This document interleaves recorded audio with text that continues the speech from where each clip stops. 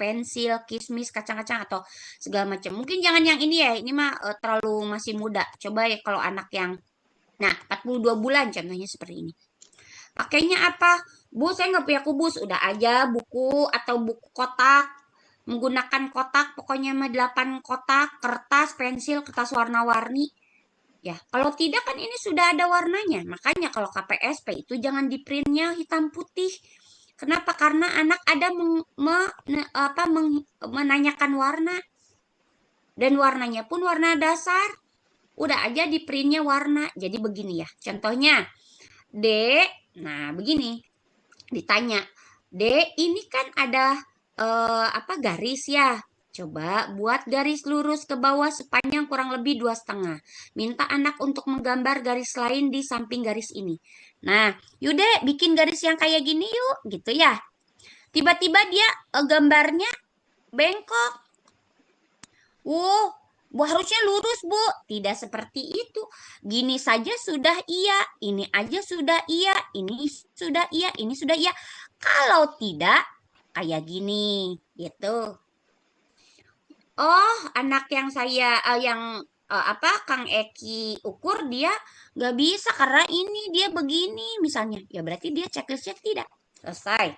Berarti gerakan halus 1 dia tidak bisa. Kemudian kedua, pertanyaan kedua. Dek, ya kan?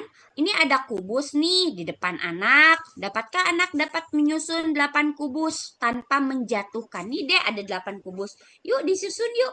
1, 2, 3, 4, 5, 6, 7, 8. Wah, bagus. Dia jawabnya iya.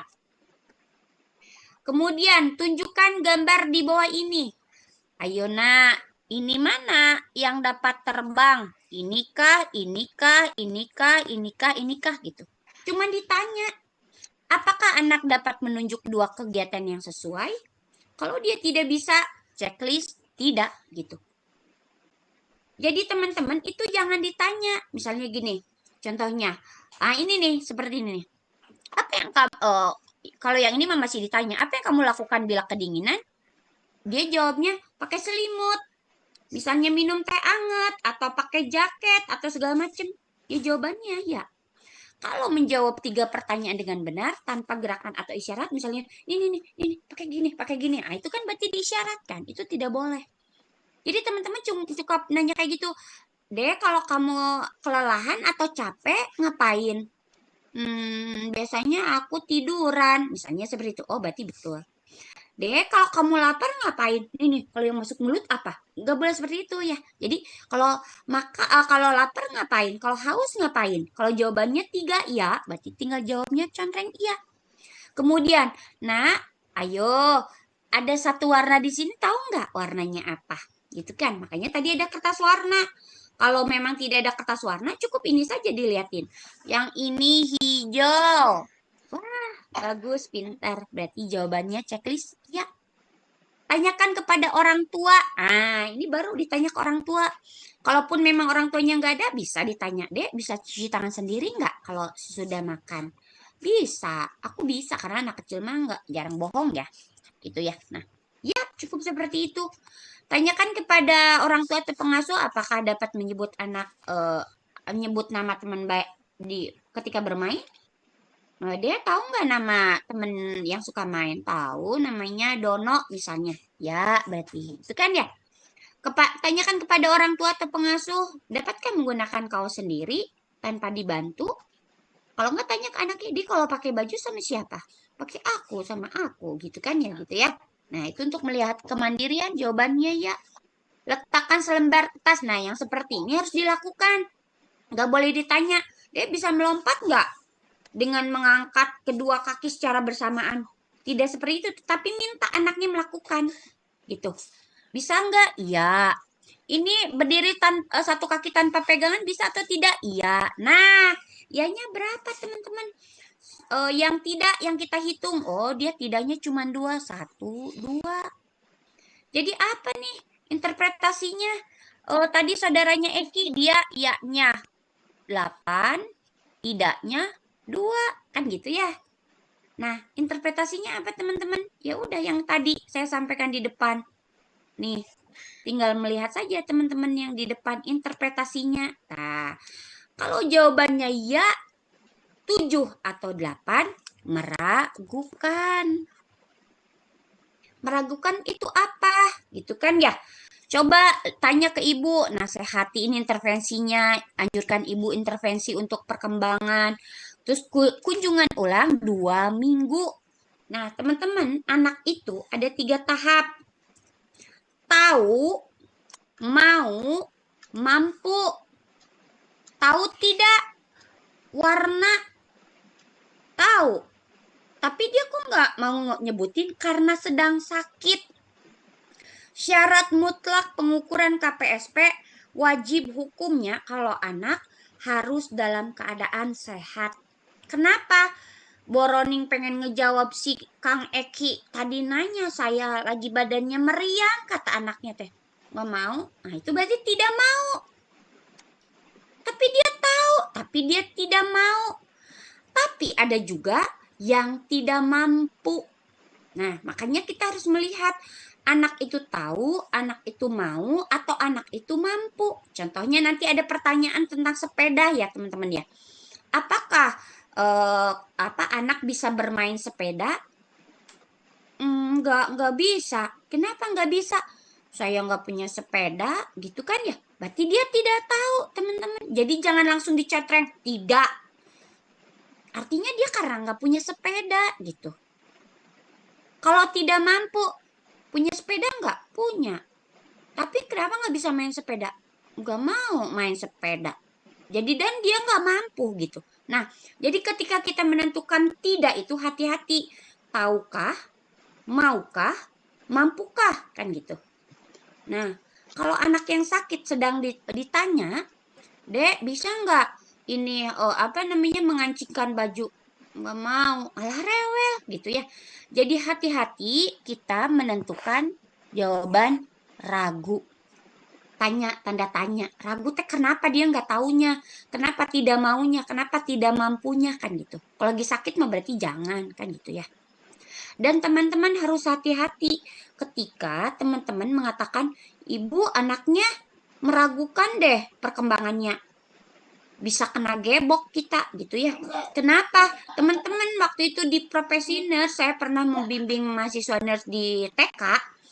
Dia dengan lantangnya menyatakan ke ibunya, Bu, anaknya perkembangannya meragukan. Ibunya ngamuk.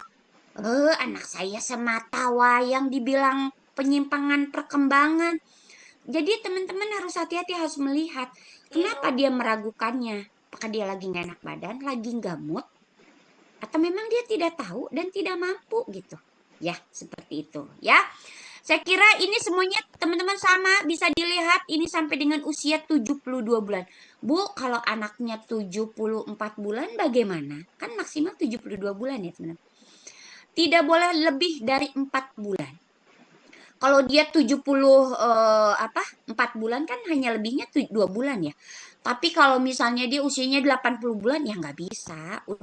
Udah ketuaan dia mah harusnya udah siap. Nah, ini kan maksimal 72 bulan. Alatnya seperti ini contohnya. Menggambar kotak tanpa dicontohkan. Dek, bisa nggak gambar kotak seperti ini? Dia gambarnya penyon seperti ini. Ini masih jawabannya iya loh, teman-teman.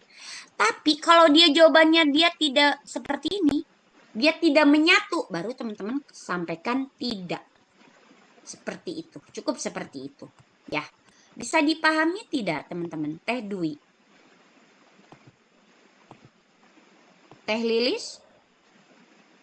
Ya, bisa Ibu. Ya, oke, baik. Terima kasih. Ya. Kalau teman-teman sudah paham, artinya teman-teman sudah bisa nanti melakukan nggak bisa on mic hadir. Oh, ini mah udah sah tadi yang ya tadi si Teh Wilfa ya. Tapi ada lagi yang nge-PC saya ya. Oke. Nah, jadi teman-teman, Bu, saya mau lagi semangat untuk mengerjakan tugas. Saya mau ngerjakan dari sekarang. Boleh, teman-teman. Misalnya mumpung ada anaknya tetangga nih masih kecil gitu. Boleh. Nanti tinggal sampaikan saja ke Teh Listi kalau enggak ke Teh Novita. Kalau teman-teman mau ngirimin nanti dimasukkannya ke link G Drive kan gitu ya. Ya, begitu ya Teh Listi, bisa dipahami untuk penugasannya. Saya kira ini mah mudah ya teman-teman. Hanya Siap, seperti Ibu. itu saja gitu. Interpretasinya pun hanya seperti itu. Jadi cukup hanya membuat bahwa ini meragukan atau tidak meragukan, nanti saya minta untuk apa dokumennya saja bahwa betul tidak Teh Nada sedang melakukan gitu. Jangan sampai ini data siluman gitu ya. Kenapa teman-teman untuk KPSP ini biasanya nanti di soal UKOM pun banyak muncul gitu ya. Ya Teh Dita, kok sering banget ya Teh Dita tutup kamera? Apakah sedang di toilet? Hmm? Teh Dita, oh dia kemana nih? Ada yang ngechat saya. Dita, izin ke toilet. Oh, oke, betul ya. Nah, seperti itu ya. Cukup itu saja teman-teman nih. Nanti sesuai umur ada kemungkinan tidak penyimpangan. Kalau yang lainnya mah yang tadi saya sampaikan di sini ada stimulasinya loh teman-teman ya. Nah, stimulasinya tuh tinggal teman-teman baca saja di bawahnya. Saya harus melakukan apa ke anaknya? Sorry, bukan di sini, yang di atas tadi. Pada usia 18 bulan harus ngapain sih stimulasinya? Ya yang tadi di atas tadi. Mana ya? Nah, ini nih. Tadilah, sudah lah ya, ada stimulasinya lah. Pokoknya main tadi lah ya. Oke, begitu. Ada yang mau ditanyakan tidak untuk apa namanya? KPSP? Silakan, ada yang mau ditanya? Sudah dipahami untuk apa? KPSP ini nanti tugasnya teman-teman? Apakah memberatkan atau tidak? Kang Chandra, cukup? Iya, Bu. Oke, baik. Baik, itu untuk KPSP. Sekarang saya akan menjelaskan mengenai MTBS ya. Oh, ini mah nggak tugas ya. MTBS ini saya hanya ingin memberikan pengenalan kepada teman-teman. Kalau di keperawatan anak itu kita bisa menggunakan manajemen terpadu balita sakit dan ada namanya MTBN. MTBM.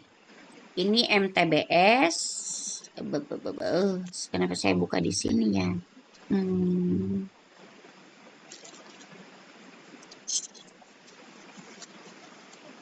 Ada namanya MTBS. Aduh, gede banget ya. Sebentar, sorry. Ada namanya MTBM. Nah, untuk MTBM itu adalah untuk balita muda. Balita muda dan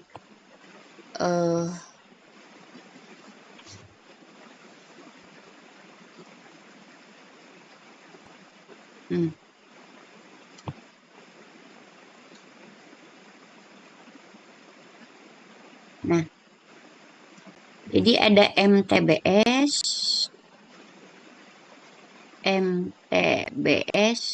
ada MTBM. Ya, kalau MTBS yaitu balita sakit, ya. Kalau MTBM adalah balita muda, jadi bayi muda gitu ya. Nah, di sini tuh ada teman-teman. Semuanya di sini formatnya ada. Nanti juga saya akan sampaikan kepada si pen. Ya. Nah, kenapa harus mengetahui ini? Bahwa ketika kita mau melakukan suatu screening gitu ya, ini biasanya MTBS atau MTBM ini adanya di puskesmas ya. Kalau yang bekerja di puskesmas akan menemukan flow sheet ini, yaitu untuk melakukan pendeteksian terhadap suatu permasalahan di keperawatan anak terutama. Nah, kita yang terbaru itu adalah di tahun 2022, teman-teman. Di 2022 itu adalah revisi di MTBS sebelumnya. Jadi berdasarkan dia sudah menggunakan standarnya WHO di tahun 2019 dan berdasarkan Kemenkes dan dari IDAI ya, Ikatan Dokter Anak Indonesia sudah merevisi ini di tahun 2022 dan sekarang masih dipakai. Nah, untuk MTBS itu dari usia 2 bulan sampai 5 tahun. Nanti teman-teman bisa lihat di sini ya. Nah, ada tulisannya. Untuk usia 2 bulan sampai 5 tahun. Tapi ini tidak perlu ada perhitungan usia.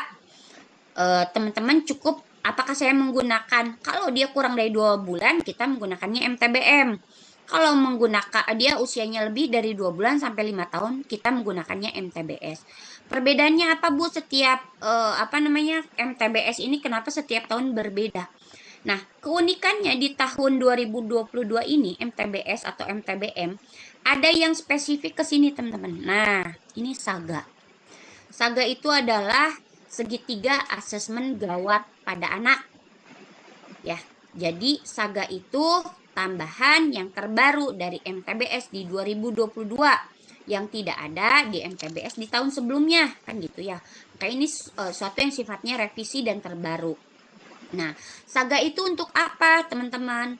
SAGA itu untuk melakukan pendeteksian atau melakukan pengkajian terhadap kondisi anak ketika masuk ke pelayanan kesehatan. Teman-teman bisa melakukan kalau di IGD mah triase gitu ya. Nah, SAGA itu terdiri dari apa saja? Penampilan, sirkulasi, dan usaha napas. Ini pasti di setiap penyakit ada. Ya, untuk yang pertama gitu ya, teman-teman akan melakukan saganya apa saja.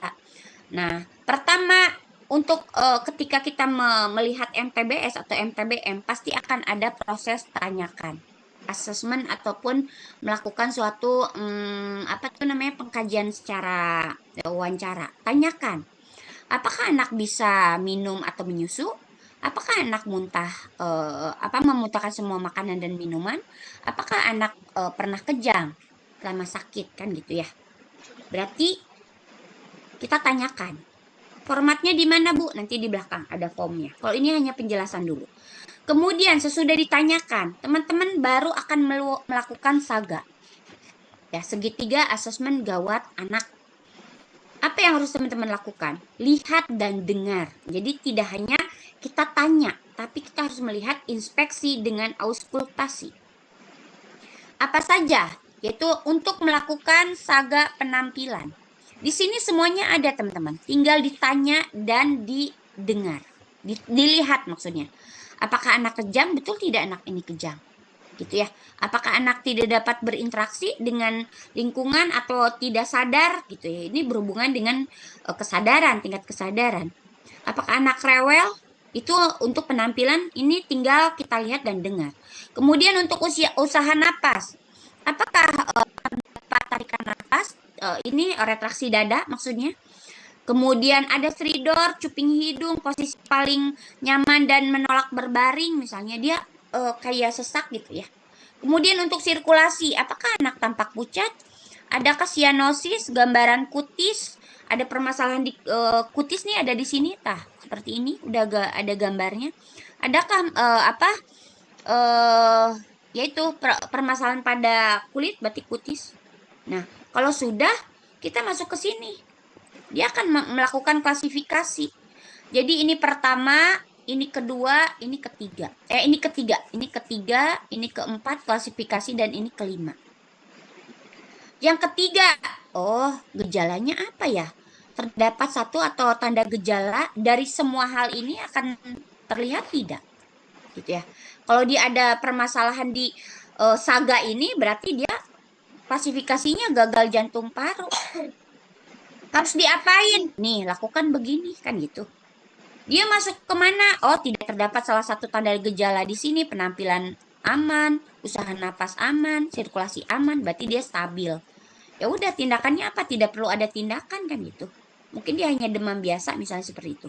Ya, itu untuk penilaiannya. Sesudah itu kita akan melihat terhadap batuk atau sukar bernapas. Ini yang sering menjadi perenggut balita, pneumonia, teman-teman, pneumonia. Bahkan kita sendiri pun agak bingung samar dengan pneumonia. Bu, anaknya kok udah ngap-ngapan sesak napas kok masih bisa lari-lari? Apa-apa, dia memang anaknya aktif. Orang tua berarti tidak tahu kalau anaknya apakah dia kena pneumonia atau tidak. Nih, lihatin di sini kalau napasnya seperti itu. Indikator kalau berdasarkan MTBS, dia dikatakan RR cepat kalau pada bayi 2-12 bulan, kurang dari 12 bulan, ketika RR-nya 50 kali lebih. Kalau pada anak adalah 40 kali. Wow, dia RR-nya sudah 54 kali. Oh, usia 2 bulan. Berarti dia akan masuk kemana kan gitu kan ya? Seperti itu. Nah, indikasinya seperti itu. Adakah PCH? Nah, ini di sini gejalanya. Ada retraksi dada, saturasi oksigen, napas cepat, dan segala macam. Nanti teman-teman akan klasifikasikan kemana? Apakah pneumonia berat, pneumonia saja, atau batuk bukan pneumonia? Ada 3. Kalau di tahun berapa itu ada 4 ya. Seperti itu. Jadi kalau sekarang berdasarkan MTBS yang terbaru, klasifikasi itu pneumonia hanya 3. Berat, pneumonia saja, dan batuk bukan pneumonia. Udah gitu aja gitu ya. Tindakannya apa? Ya udah tinggal lihat ini kan gitu. Contohnya sama juga dengan yang lainnya ya. Kang Chandra lagi ngobrol sama siapa Kang? Ih, saya mah orangnya pencemburu Kang Chandra. Kang Chandra. Chandra NS. Ya, lagi ngobrol ya. Kelihatan soalnya di sini layar ya. Nah, untuk diare sama juga teman-teman. Ada apa namanya? Yang harus ditanya, harus dilihat, dan harus diraba. Masuknya klasifikasi kemana gitu ya. Nah, ini ada tindakan pengobatannya apa? Ini juga sama. Teman-teman tinggal menceklis saja. Ini untuk demam, kemudian untuk masalah telinga, selanjutnya status pertumbuhan, anemia, HIV gitu ya. Status imunisasi pun ada, tindakan pengobatan untuk pengobatan kejang. Jadi di sini semuanya sudah ada, teman-teman. Satu paket ini kalau teman-teman ada dan memahami ini mudah untuk melakukan intervensi. Jadi kita nggak perlu ngawang-ngawang gitu ya. Apa coba misalnya ini untuk infeksi Dengue. Kalau dia tanda shock ya udah kasih ini kan gitu. Kalau tidak ada tanda shock tapi dia warning sign, dia masih DHF gitu ya. Apa yang harus dilakukan? Ya udah menggunakan ini saja, teman-teman tinggal lihat. Ini untuk gizi buruk, pengobatan malaria semuanya ada di sini, teman-teman. Nah, cairan tambahan untuk diare, bahkan cairan rumatan, makan ASI, pengobatan TB semuanya ada. Konseling terhadap anak pun atau orang tua ada gitu ya. Ini berdasarkan usia gitu ya. Nah, kemudian apa yang harus kita lakukan ini? Ada juga untuk rujukan. Nah, ini yang ini bayi muda MTBN, MTBM. MTBM. Ya, manajemen terpadu bayi muda. Kalau KPSP mah untuk balita sehat, kalau MTBS untuk balita sakit gitu. Ya. Nah, ini yang kurang 2 bulan juga sama ini teman-teman. Ada pengklasifikasiannya, ikterus, diare, sampai dengan selesai gitu ya. Ada konseling, tindakan. Nah, ini harus teman-teman lakukan pengisiannya. Nah, sorry. Nah, pengisiannya ini. Nanti ada formnya kalau di puskesmas atau di pelayanan kesehatan yang sudah menggunakan MTBS. Ini yang harus diisi.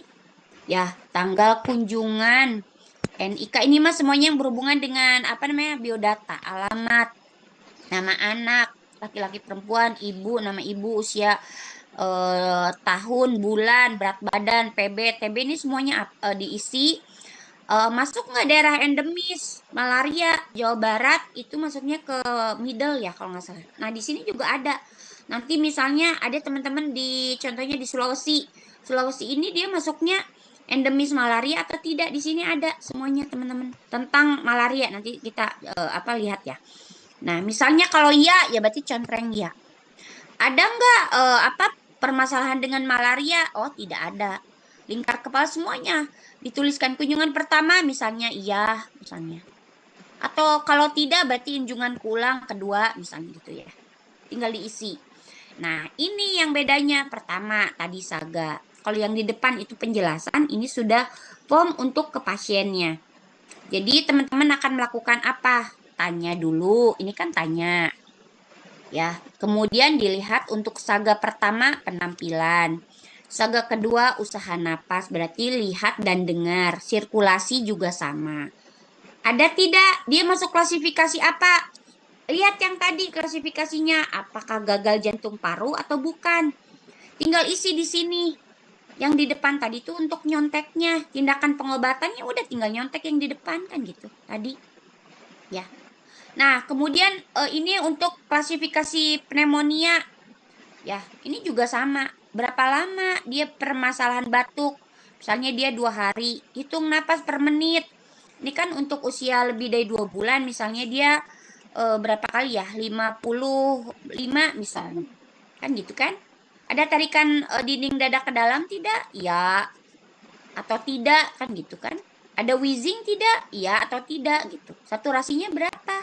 Klasifikasi dia pneumonia. Tindakan pengobatan tinggal nyontek ke yang lain, ke yang tadi di depan. Mudah ya. Dan begitu pun semua, Bu. Ini semuanya ditanya. Kalau nggak ada diare ya udah tinggal jawab tidak kan gitu.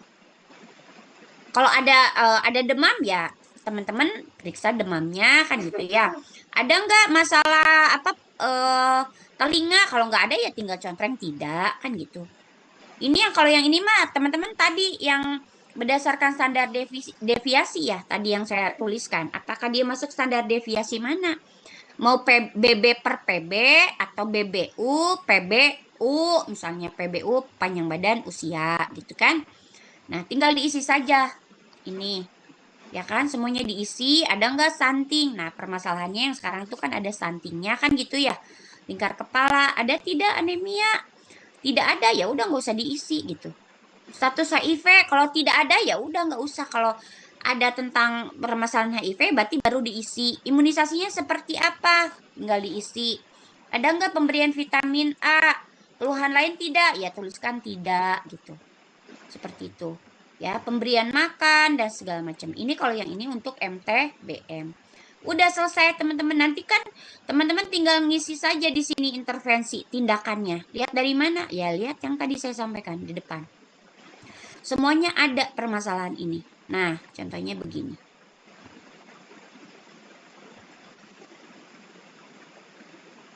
Nah, ini contohnya anemia. Dia sudah klasifikasi, oh dia anemia berat contohnya. Ya udah tinggal ini saja yang teman-teman isi. Bila menyusu, teruskan pemberian ASI, rujuk segera. Kalau udah beratmu seperti itu, tapi kalau masih anemia di middle, ya udah ini berarti teman-teman lakukan tindakannya. Jadi nggak usah mikir, tinggal liatin aja kertas sebelumnya. Isi aja sesuai dengan ini gitu. Ya. Saya kira ini adalah hanya memberikan informasi bagaimana cara penggunaan MTBS. Untuk MTBM bagaimana? MTBM pun sama teman-teman, cuman formatnya berbeda gitu ya. Nah, ini kan untuk MTBS. Nah, ini kalau ini untuk MTBM. Nah, bayi muda umur kurang dari 2 bulan. Sama pengisiannya sama seperti tadi gitu. Ya, seperti ini. Tuh di sini juga akan ada untuk apakah dia kunjungan ulang, nama pemeriksa udah selesai. Dan kalau di puskesmas saya pernah waktu itu membimbing di puskesmas ini lebih mudah. Kenapa hanya dalam satu flow? Dalam satu sheet saja untuk anak. Dan itu kan mudah mendeteksi bahwa tidak perlu berlembar-lembar karena kita sudah ada algoritmanya, teman-teman. Oh, dari sini ke sini dan kita pun nggak melongo gitu. Ini tuh anak terus diapain ya? Udah tinggal baca aja gitu kan. Intervensinya apa, pengobatannya apa, edukasinya apa, semua ada di dalam MTBS ini. Ya. Walaupun misalnya ada rujukan dan segala macam ya berarti memang harus dibawa itu si MTBS-nya. Nah, ini untuk BBTB ini pun di MTBS ada. Ini kan untuk laki-laki. Yang biru untuk laki-laki, ini untuk perempuan. Ini harus dilihat juga teman-teman, ada yang BBU gitu ya. BBU itu berarti berat badan usia per usia dibandingkan usia. Kalau ini BBPB berat badan dibandingkan dengan panjang badan. Nah, tinggal dihitung saja Z-score-nya berapa kan gitu. Oh, dia Z-score-nya adalah 2. Misalnya 2 sampai 3 itu biasanya obesitas. Oh, dia kurang dari 2, negatif 2 atau 3, negatif 3 itu masuknya ke stunting. Ini udah ada perhitungannya gitu kan ya. Dia gizinya mana masuknya. Ya kan? No, kalau ini kan masuknya ke gizi buruk, stunting kan gitu. Oh, dia lebih dari plus 3 obesitas misalnya dia ke atas di sini ya, berarti dia obesitas. Mudah teman-teman, cuman masalahnya kalau teman-teman tidak paham cara menggunakannya agak bingung gitu. Nah, ini juga tuh. Ini IMT usia tapi ini mah harus penghitungan dulu usia IMT-nya. Jadi saya sih lebih menyarankan apakah BBU atau PBU atau BBPB gitu ya. Nah, seperti itu. Ini ada tuh teman-teman. Ya. Seperti itu saya kira sudah selesai. Informasi dari saya, adakah yang mau ditanyakan teman-teman semuanya? Sudah cukup dipahami? Kalau mau ditanyakan boleh, kalau tidak berarti saya anggap bahwa teman-teman semuanya sudah paham mengenai informasi tadi yang saya sampaikan. Cukup tidak? Teh Listi sudah hadir? Siap Ibu, sudah cukup Bu. Oke. Baik. Baik teman-teman, saya kira untuk perkuliahan 3 sudah selesai. Ya kan ya? Jadi untuk minggu depan siapa yang masuk ya Teh Listi?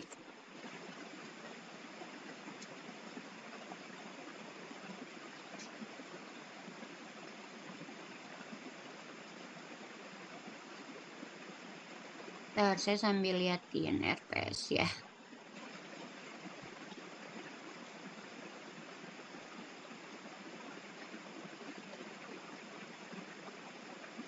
Yang minggu depan masuk adalah Bu Siti Dewi ya. Bu Siti Dewi kembali ya. Baru sesudah itu Bu Cici, Bu Sri Wulandari ya. Baik. Saya kira sudah selesai semuanya teman-teman. Alhamdulillah teman-teman juga masih bisa rehat untuk masuk kuliah kedua nanti di jam berapa sih juga tidak tahu untuk perkuliahan kedua. Untuk materi hari ini berarti sebagai dasar teman-teman mengerjakan untuk penugasan di akhir. Mangga silakan mau mengerjakannya di akhir, mau besok juga terserah. Mangga saya serahkan semuanya sama teman-teman. Saya kira pun saya tidak mengada-ngada, tetapi minimal teman-teman tahu bagaimana cara melakukan pengukuran perkembangan, ya, begitu ya, teman-teman. Tetap sehat dan semangat. Mudah-mudahan teman-teman diberikan